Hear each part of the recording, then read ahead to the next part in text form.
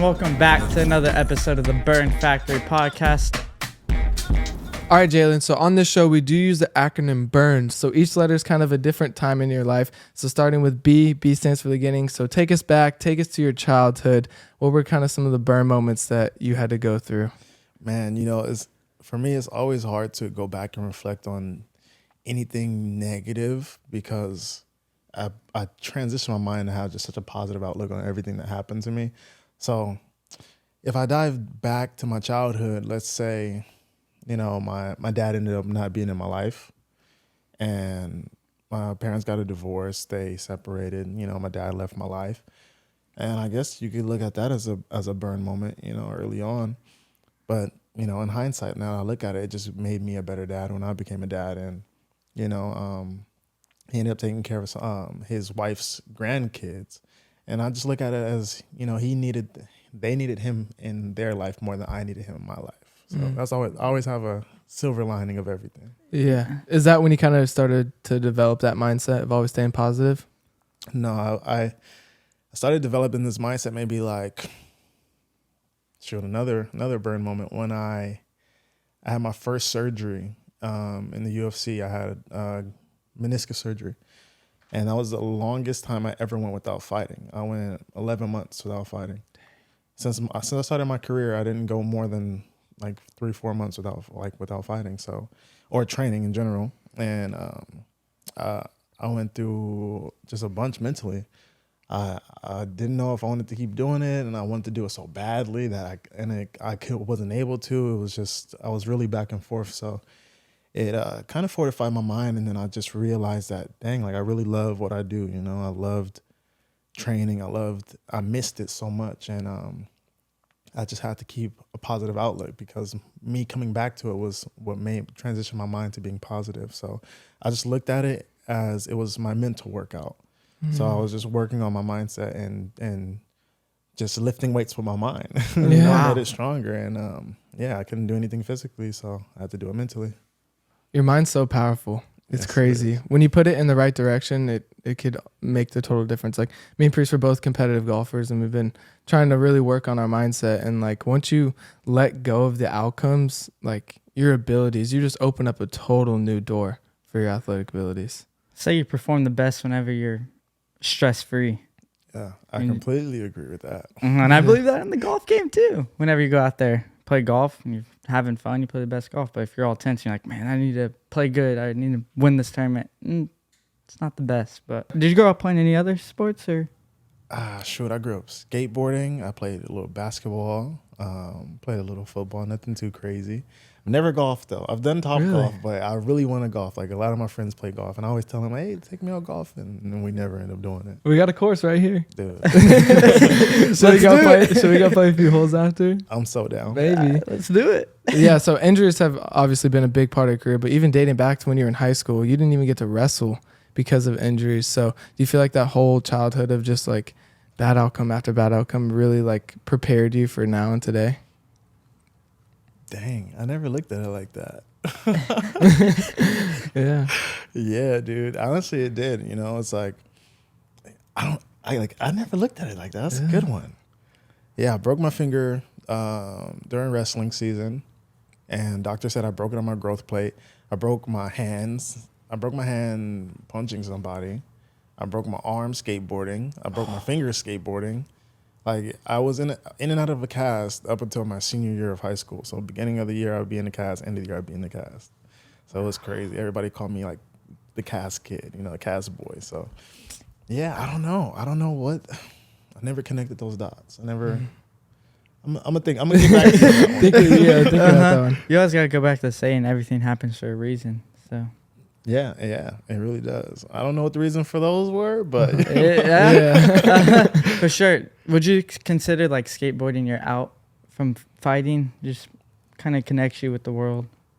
I think me being a skateboarder gave me a lot of the personality traits that I have now, because it's you connect with so many different walks of life, and you just have freedom to roam, and and you create and you do everything on your own, and you create your own style. You create an identity through skateboarding, just doing what you love and what you're passionate about and letting it flow. It's like physical art, which actually transitioned me into MMA, I guess, which is another physical art form. So, Yeah. When did you start skateboarding? shoot, I got my first skateboard and I was like 7 years old. Wow. But I was just like ride around, like go off ramps with my friends, nothing crazy. And then once I started hitting like my teens, like my early mid-teens, that's when I started trying to like take it seriously. But then again, I kept getting injured, so I couldn't go too far. Is that what you sucks. wanted to do when you Yeah. were a professional skateboarder? Yeah, it was either, there was three things I wanted to do in life. It was either something that had to do with animals, something that had to do with skateboarding, or something that had to do with fighting. Wow. Yeah. If you went the animal route, what do you think you would end up as?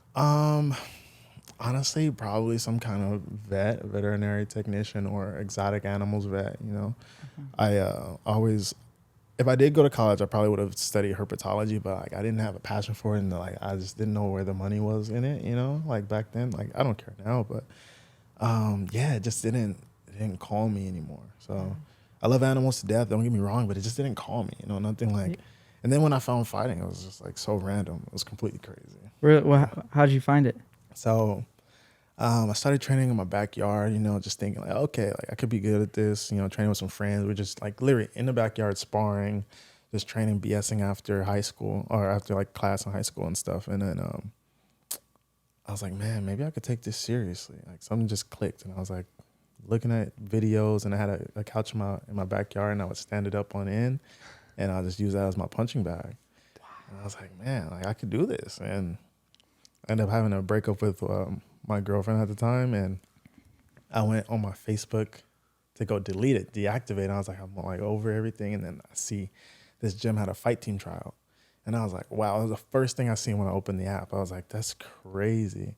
I was like, I gotta go. I was like, that's a sign. I was like, my sign from God, like to go. So I went, made the team, and I've been fighting since. Wow. What age? 17, 18. I was 18, I believe. Think about it, if that ad doesn't pop up on your phone. I would have never went. I would have never known about it. That's insane. It's back to what you say. Everything happens for a reason, and God kind of just guides you through every step of the way. And but going in back to fighting, when you took your first amateur fight, what was that like? Did it become real quick? Yeah, it's actually funny because my very first fight I lost. Not many people know. Yeah, I lost my first fight. They threw me my first fight after like 3 months of training, but like I instantly fell in love with the feeling because I hadn't felt anything like that. It was an amazing experience. Like I loved being around people that cared about me after, and just going out there and trying to perform. It just felt good, Like I got out grappled. You know what I mean? Like the kid was my buddy. He's actually my friend now, Jacob Rosales. Yeah, so it was against him, and I threw a head kick, boom, almost put him out, and then he was like state champ wrestler and just wrestled me. Yeah, but it was an amazing experience, and I always tell people like that's another burn moment. Lost my first fight, didn't let it hinder me, and I kept at it. Yeah, that's for sure. You see a lot of people lose their first fight and they're like, oh, I'm done with this. Especially in amateurs. You're just like, oh, I'm not good enough. But sometimes you just got to suck it up and go through suck it. it up and keep going. How many amateur fights did you end up doing? I was 6-2 in MMA, and then I did 2 Muay Thai fights. Yeah. How's the Muay Thai fights? Muay Thais were fun. It was fun, Was it? Yeah, it was cool. It was an experience. It was just, I don't know, it was just fun. I don't know. Seems so fast paced, Muay Thai. Yeah, my first Muay Thai fight, it was just go, go, go, go, go. It was crazy. Yeah. Second one, I kind of just cruised and chilled. Uh-huh. Like, I know what I'm doing now. You didn't have to worry about the wrestling. Yeah, that's for sure. True, yeah, and that was a big game changer. Do you think you would ever do another Muay Thai fight later down the road? Or no, No, probably not. probably not. Two and done. They'd have to pay me a lot of money. Yeah. Mhm. Yeah, I don't have any ambition to go do that. You know what I mean? Like I want to continue to enjoy fighting for the UFC and get that title, and I'll be chilling. Huh? For sure. That's good. So now that you were professional, or you turned professional after amateur, then you got onto Dana White's Contender Series. Talk about that moment. I know it's kind of a really crappy ending, but talk about what was it like fighting on Dana White Contender Series?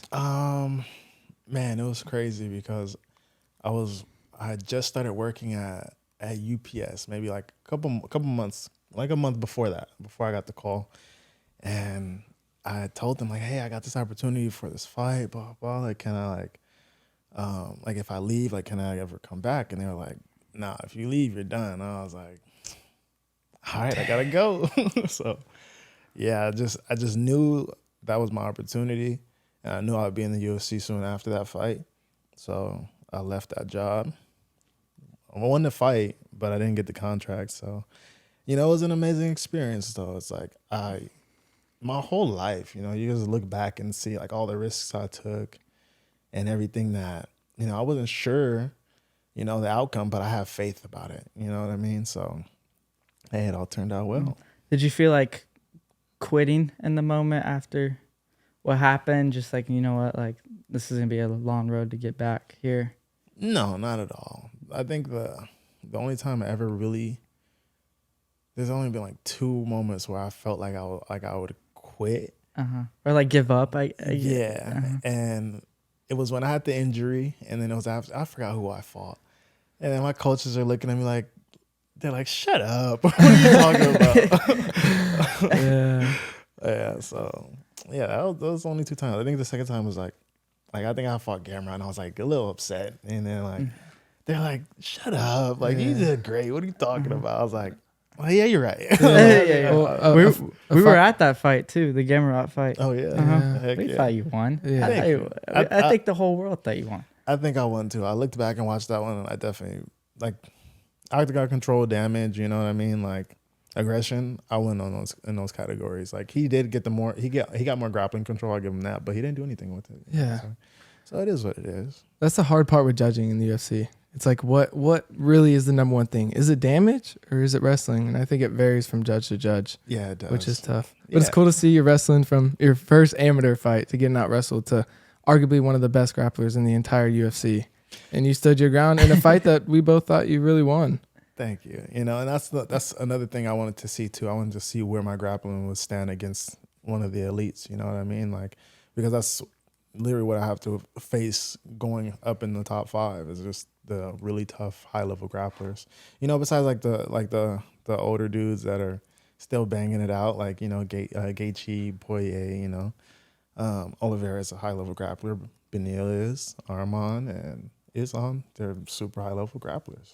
Yeah, for sure. But who do you want next? I should say. Man, I'm not big on calling people out.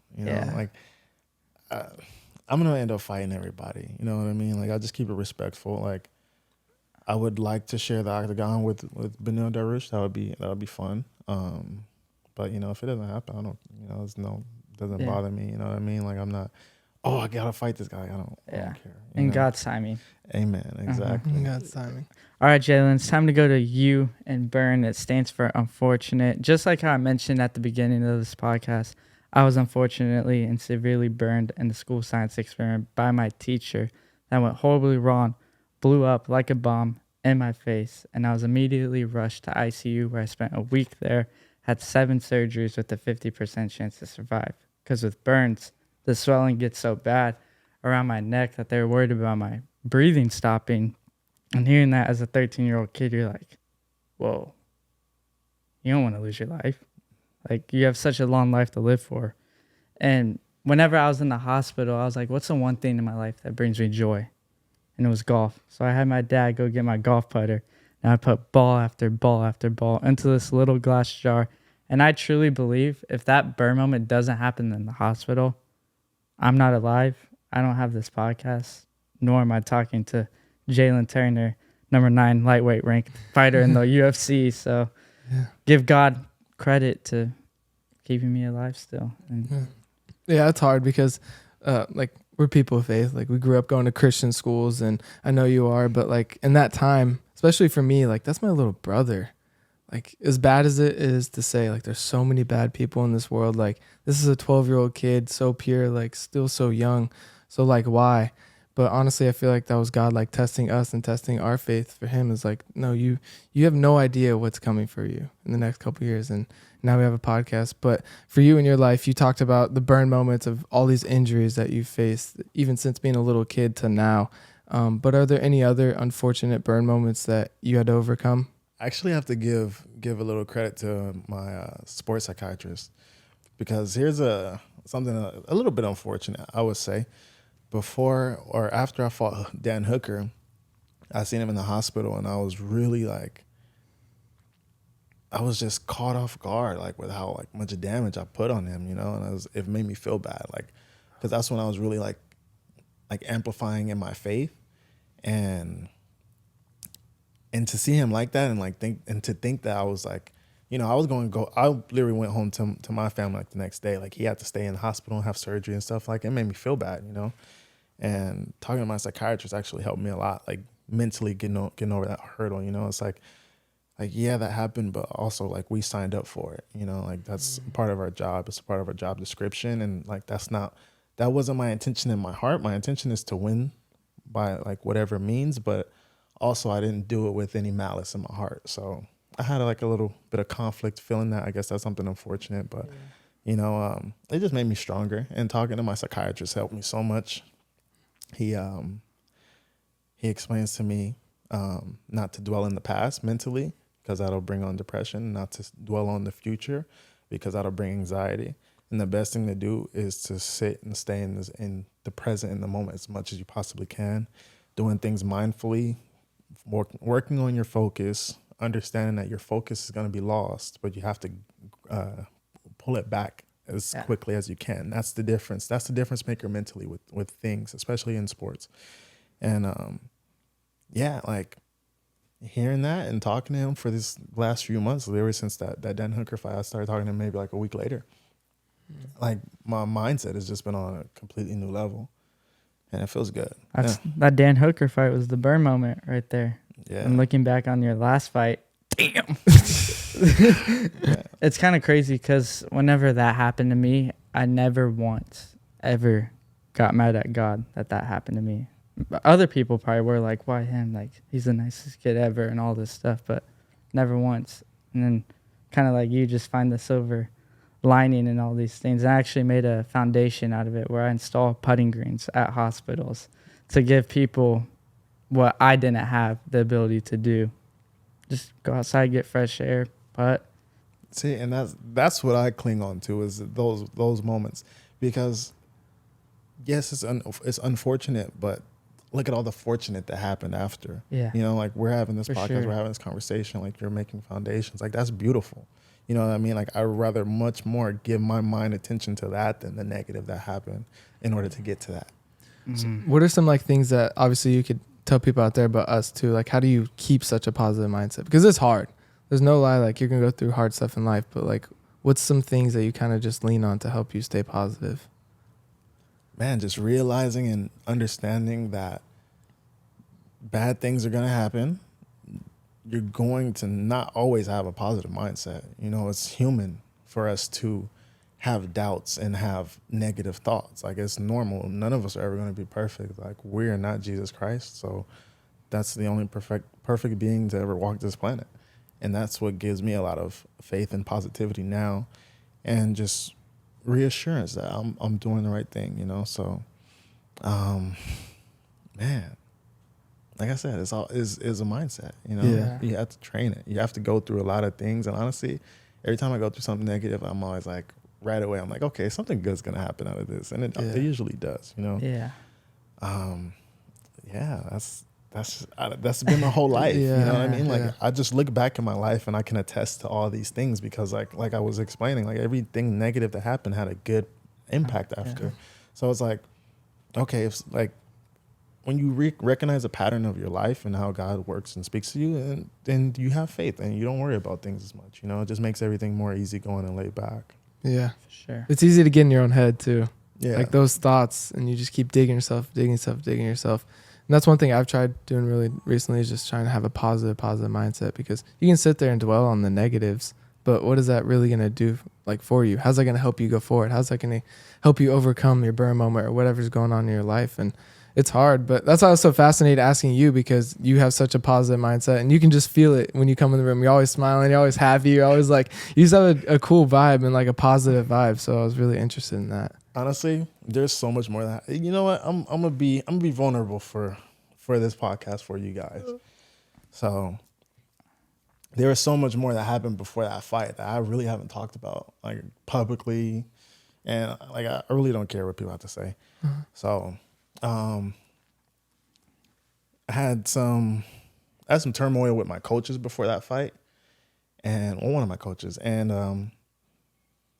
I had turmoil. I wouldn't say turmoil, but you know, something personal happened with someone that I like really cared about, and you know, it kind of messed me up before the fight mentally, and you know, it was hard to deal with, and then having all that happen with my coaches simultaneously during the week, like it messed me up so much, like mentally, I really wasn't there.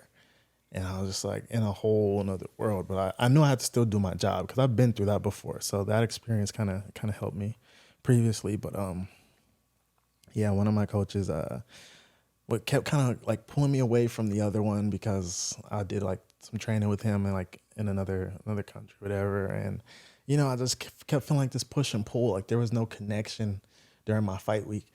And if you're a fighter and you know, like fight week is like sacred, like that's like holy time, like you don't mess with that time, you know? And to go through that and feel that like at that point was just so hard. I was like, dang, like really, like this happened, that happened. And, you know, when I look back at it and I watch my performance, I'm like, dang, like I'm proud of the way I performed, because if people knew the half of it, they'd be like, wow, like that threw me off mentally too, you know? So, you know, yeah, that's what also amplified me feeling bad for Dan after too. Was all of that went on. You know, it was so much turmoil mentally for me, and yeah, it was a big shift, and I grew so much from that. Like I grew like leaps and bounds just from going through all of that. So Wow. yeah, Wow. You would have never guessed it At watching all. your performance. Right. That speaks volume of Yeah. like the years and years of like how you talked about just like getting your mind right prepared you for that fight week. It's Yeah. amazing. Yeah. That's tough. Was it what like did you have any kind of second guessing, I guess, of taking that fight while having all this outside stuff going on between your coaches? No, because all that happened fight week. I thought everything was pretty cool, but I did feel the disconnect before the fight, but to see the actions behind it, because you know, like usually people can put their face on and like put everything aside for you because they know like their sole purpose for you fight week is to make sure you are successful, and to go through an experience where that wasn't the case with someone that I was close to for so long, it was kind of like, you know, it was like hard to deal with because like, man, like we're all in this together at this point, you know what I mean? Like we all have the same objective. We're all trying to get a victory because we're all doing a job. You know, it's a business at the end of the day too. So you got to look at it that way. You know, it was bad business, you know, and it hurt, you know, because I'm a person that I can't just train with anybody or any coach or whatever. Like I'm really big on connection. Like if we don't connect, like if you don't bring good energy to me spiritually, whatever, like I can't even work with you. I don't care how good of a coach you are, you know. So it's deeper than just surface level for me. So that was hard to deal with. How'd you even manage to deal with all that stuff? Man, honestly, shoot, I just had to put it all to the side, you know. I just, you know, I had kids to feed, you know. Yeah. Yeah, I don't know. I literally just went in there and just went on autopilot. I don't Yeah. know. You know, all glory to God for giving me strength to do that, you know. So, Yeah, for sure. and, That's you know, amazing. Yeah, everything that I went through previously, I guess it just prepared me for that moment. And then, yeah, you know what's crazy? I talked about this. So I fought Dan. Dan was getting ready to fight. Dan was getting ready to fight Bobby Green. Dan had to pull out because of injuries that I did to him. I step in and fight Bobby Green, and I get the victory. I thought that was so crazy. I thought that was like literally like just the significance of God's work, you know? Because what are the odds? I miss weight when I fight Dan. He pulls out from injuries that like I gave him that he sustained fighting me. You know, he got my 20% of my purse. I come back, I take the fight short notice. I get a performance bonus and I make the most money I've ever made in my career. And it's like, wow, like that was, I don't know. Like I just can only be grateful to God for all that, you know? Yeah. So It's like you said, there's always something good coming after something always bad that happens. But you mentioned you do have 2 kids, right? Yeah. A boy and a girl, right? Boy and a girl, yeah. How has having them in your life changed you like fighting? Man, I didn't when I had my daughter, that's when I went on my win streak. That's when I didn't lose for a while until those 2 controversial losses. You know, Still haven't lost for a while. Man, they're just it's different when you have something that you're working towards providing for. You know, it just added a boost for me. And I had my kids young too. Like I had my son when I was 22. So I was going through, you know, still getting to the process of making it to the UFC, working overnight jobs. You know, I went through so much. And yeah, they motivate me, you know, they bring me joy, they bring me peace, they bring me happiness, they bring me chaos, they bring me a little bit of everything, you know. It's all Patience. Yeah, patience. Most definitely. They just made me a better man, you know. Having kids definitely made me a better man, and I appreciate them. And I've always wanted kids, you know. I'm definitely really family oriented, especially with my little ones, you know. Like I love them to death. So yeah, it's just made me better, you know. It puts a smile on my face. They're my little blessings for sure. Do you bring them around the gym a little bit? Yeah, all the time. So when I have them, they go with me everywhere, you know. Okay. Yeah. Do you want them to fight one day or no? I don't want them to fight, but I want them to learn how to fight. Yeah. You know, Yeah. just self-defense reasons. That's sure. about it. Especially the world now. You Yeah. gotta have some sort of mixed martial arts or anything. I guess I would say I kind of grew up doing judo, but he mostly grew up I doing grew up judo. doing judo. That's right. Yeah. So my dad was actually on the Olympic team. Oh, So we were word. born in Colorado Springs, and unfortunately, he broke his leg a couple weeks before the 1996 games. Burn moment, but after that, kind of propelled their life. But again, just like self-defense and knowing how to protect yourself. Like Bree said, in this society now, it's crazy.